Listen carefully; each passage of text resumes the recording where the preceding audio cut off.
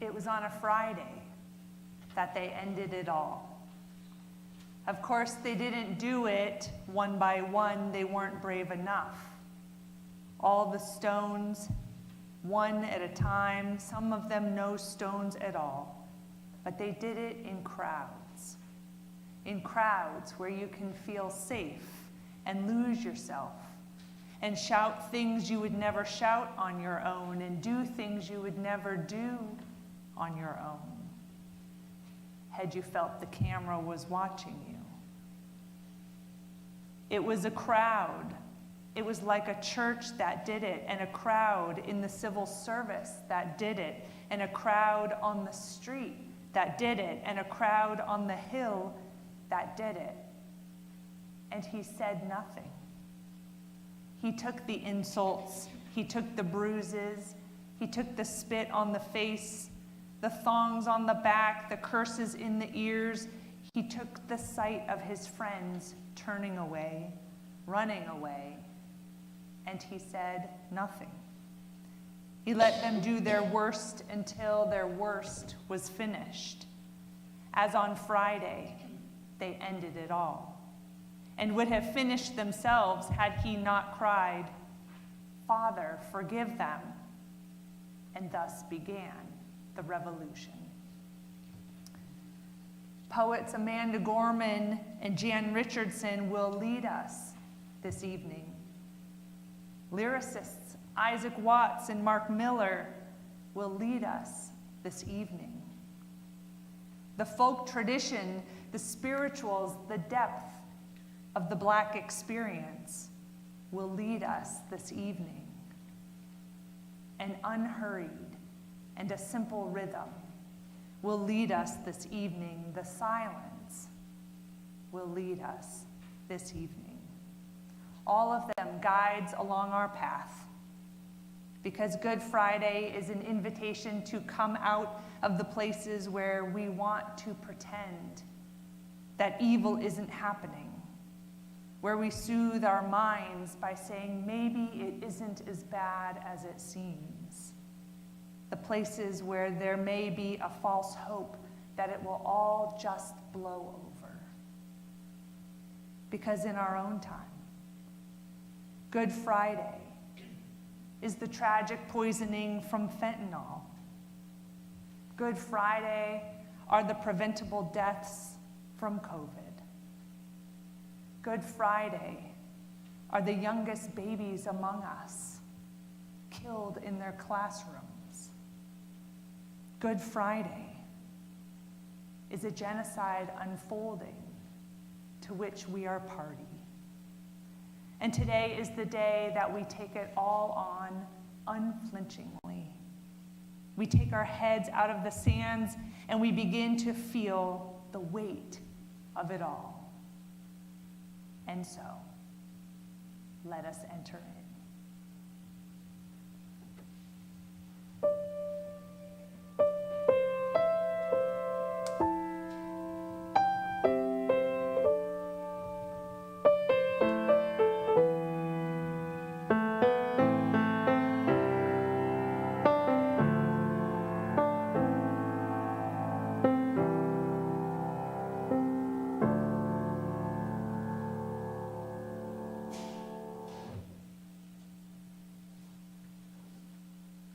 Everything hurts. Our hearts shadowed and strange, minds made muddied and mute. We carry tragedy, terrifying and true, and yet none of it is new. We knew it as home, as horror, as heritage. Even our children cannot be children, cannot be. Everything hurts. It's a hard time to be alive, and even harder to stay that way. We're burdened to live out these days, while at the same time blessed to outlive them. This alarm is how we know we must be altered, that we must differ or die, that we must triumph or try. Thus, while hate cannot be terminated, it can be transformed. Transformed into a love that lets us live. May we not just grieve, but give. May we not just ache, but act.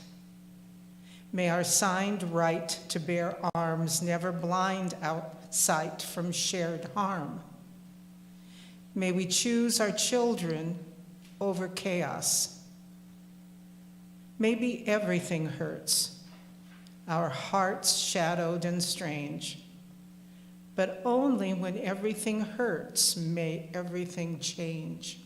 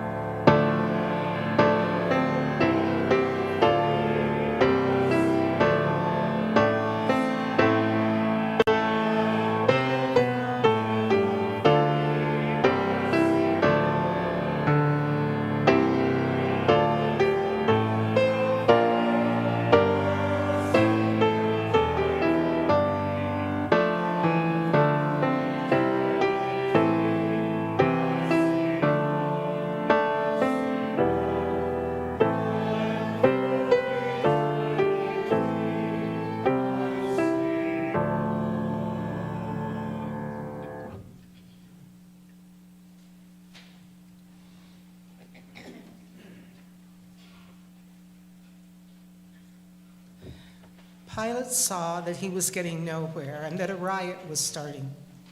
So he took water and washed his hands in front of the crowd. "I'm innocent of this man's blood," he said. "It's your problem." All the people replied, "Let his blood be on us and on our children." Then he released Barabbas to them. He had Jesus whipped, then handed him over to be crucified. As they were going out, they found Simon, a man from Cyrene. They forced him to carry the cross. When they came to a place called Golgotha, which means skull place, they gave Jesus wine mixed with vinegar to drink. But after tasting it, he didn't want to drink it. After they crucified him, they divided up his clothes among them by drawing lots. They sat there, guarding him. They placed above his head the charge against him. It read, "This is Jesus, the King of the Jews." Then they crucified him with two outlaws, one on his right side and one on his left. From noon until 3 p.m, the whole earth was dark. At about 3, Jesus cried out with a loud shout, "Eli, Eli, lama sabachthani," which means, my God, why have you left me?" After hearing him, some standing there said, "He's calling Elijah." One of them ran over, took a sponge full of vinegar and put it on a pole. He offered it to Jesus to drink. But the rest of them said, "Let's see if Elijah will come and save him." Again, Jesus cried out with a loud shout. Then he died. Look, the curtain of the sanctuary was torn in two from top to bottom.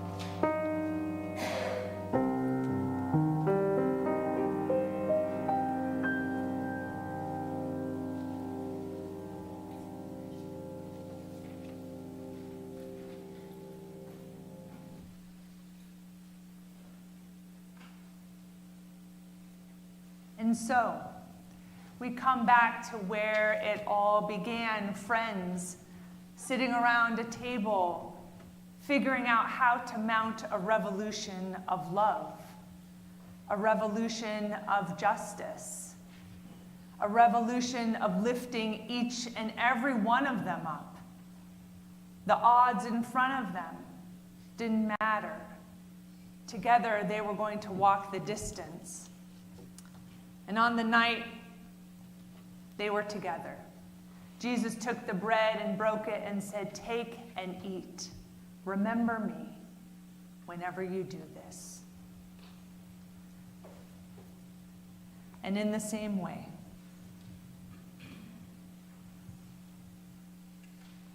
he took the cup and he poured it out and he said, "Drink of this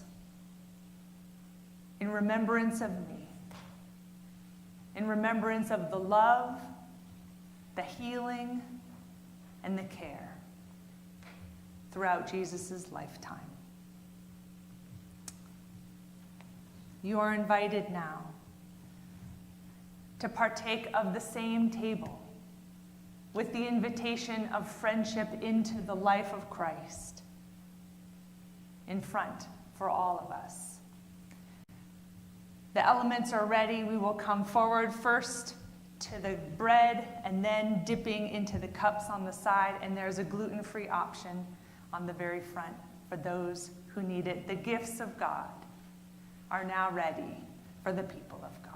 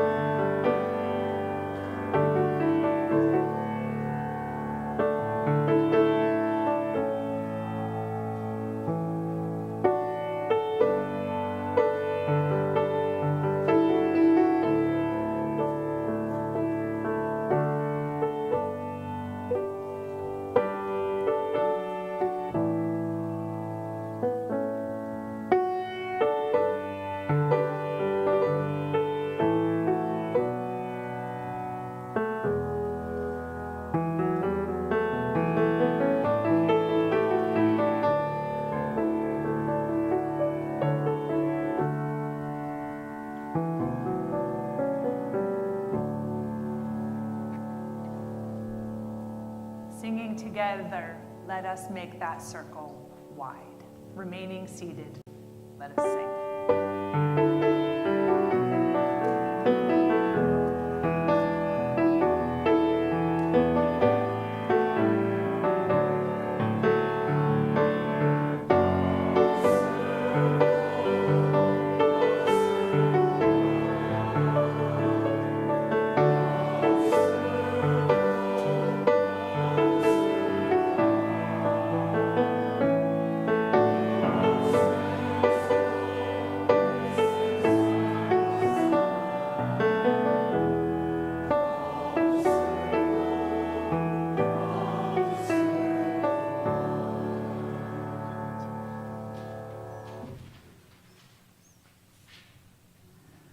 Let us agree for now that we will not say the breaking makes us stronger, or that it is better to have this pain than to have done without the love.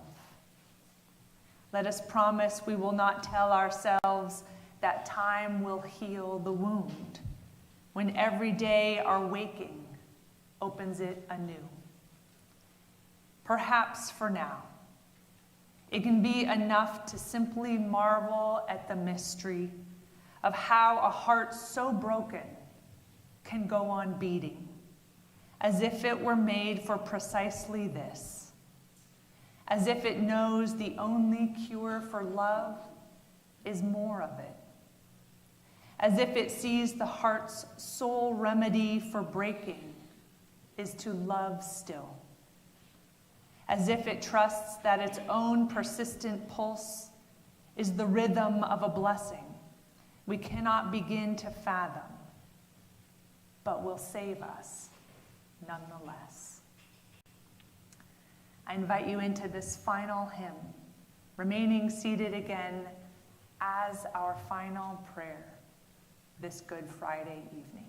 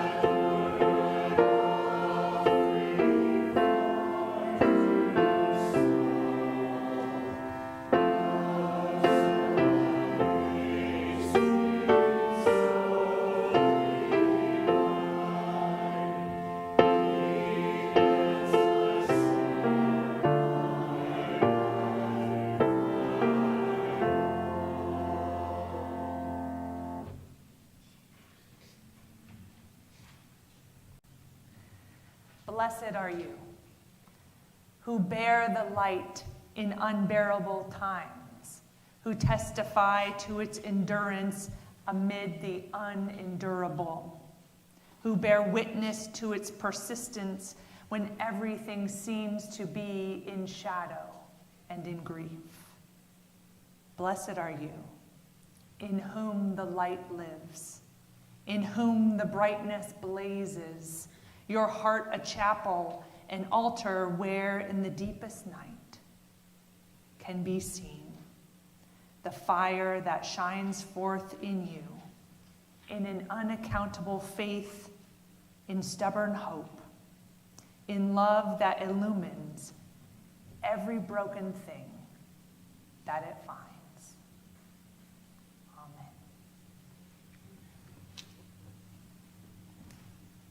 Amen.